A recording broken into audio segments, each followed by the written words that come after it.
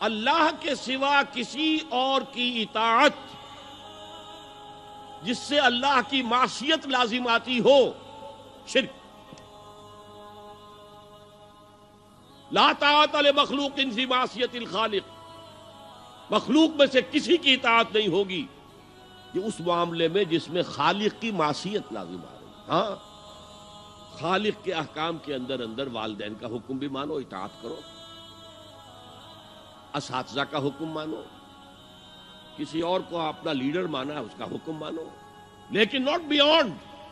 وہ جو سرکل ہے کتاب و سنت کا، اس سے باہر نہیں۔ لا طاعت لمخلوق فی معصیت الخالق، یہ آپ الجبرے کے فارمولے کے طور پر اپنے سامنے رکھیے۔ اب اسے اپلائی کیجئے، جیسے فارمولوں کے ذریعے سے پھر بڑے بڑے وہ سم جو ہے وہ حل کیے جاتے تھے سوالات۔ صبح کا وقت ہے، آنکھ بھی کھلی ہے، کوئی اذان کی آواز بھی کان میں آئی ہے، آپ کا نفس کہتا ہے ابھی سو جی۔ آپ نے اپنی چادر یا کمبل کو درست کیا اور کروٹ لی اور سو گئے۔ یہ کیا ہے؟ آپ نے کس کا حکم پیچھے پھینکا اور کس کا حکم مانا؟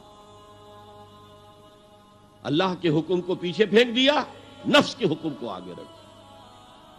یہ شرک، اس شرک کو جاننے والے بہت کم ہیں۔ مولانا روم نے خوب کہا تھا، نفس ما ہم کم ترس فرعون نیست لیکن ایراعون نیست۔ میرا نفس بھی فرعون سے کم نہیں ہے۔ فرعون نے کہا تھا نا، الیس لی ملک مصر وہذہ الانہار تجری من تحتی، کیا اس ملک مصر کی حکومت میری نہیں ہے؟ اور سارا جو یہ آپ پاشی کا نظام ہے، انہار کا نظام ہے، وہ میرے کنٹرول میں نہیں ہے؟ جس کا چاہوں موگا کھلا رکھوں، جس کا چاہوں بند کر دوں۔ یہ تھا خدائی کا دعویٰ، انا ربکم الاعلی۔ تو مولانا روم کہتے ہیں میرا نفس بھی اس سے کمتر نہیں ہے۔ وہ کہتا یہ جسم میرا ہے، اس پر میرا حکم چلے گا، میں نہیں جانتا کون اللہ کون رسول، کیا حرام کیا حلال۔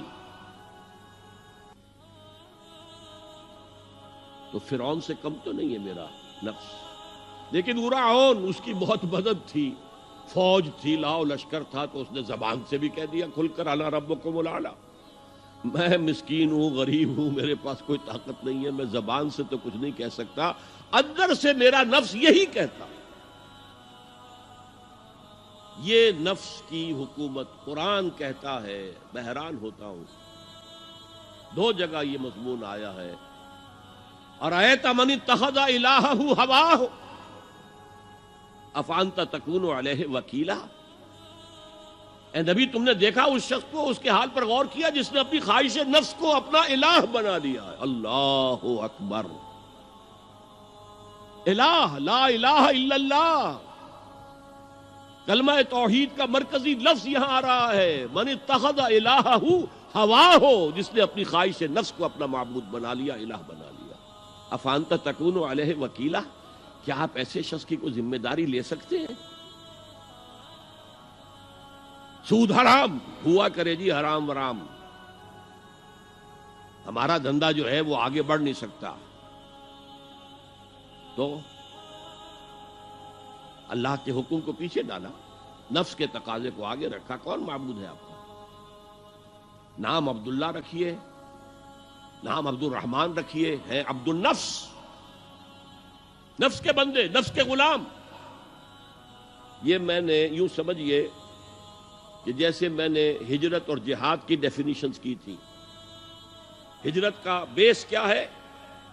پوچھا گیا ایو الہجرت افضل یا رسول اللہ، اے اللہ کے رسول بتائیے سب سے اعلیٰ ہجرت کون سی ہے، افضل؟ فرمایا ان تہجر ما کرہ ربک، ہر اس چیز کو چھوڑ دو جو تمہارے رب کو پسند نہیں۔ آج رات ہی سے آپ ہجرت شروع کر سکتے ہیں۔ جائزہ لیجئے کیا کیا چیزیں میری زندگی میں خلاف شریعت ہے، تو اللہ کو ناپسند ہے، فیصلہ کیجئے کہ آج کے بعد نہیں ہوگی۔ ہجرت شروع ہو گئی، افضل الہجرہ، سب سے افضل ہجرت شروع ہو گئی۔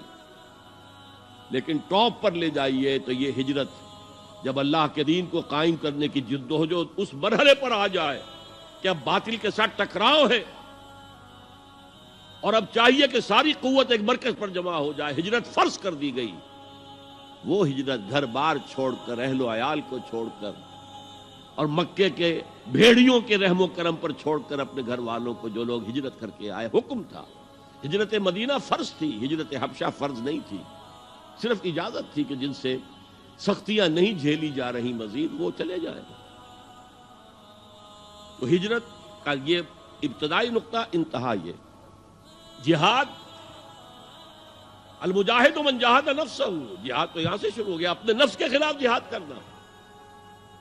صبح نفس نے کہا ابھی سو جاؤ، آپ نے نفس کی بات کو رد کیا، اپنا کمبل اٹھا کے پھینکا، اٹھے، وضو کیا، نماز کے لیے آپ مسجد چل دیے، آپ نے جہاد کیا نفس کے خلاف۔